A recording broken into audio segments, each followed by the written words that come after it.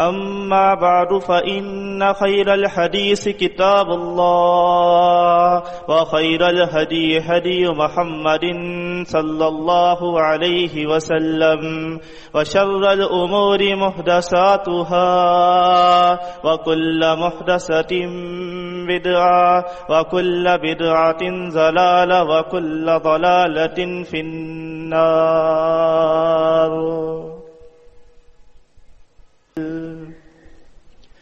أما بعد فإن خير الحديث كتاب الله وخير الهدي هدي محمد صلى الله عليه وسلم وشر الأمور محدثاتها وكل محدثة بدعة وكل بدعة ضلالة وكل ضلالة في النار.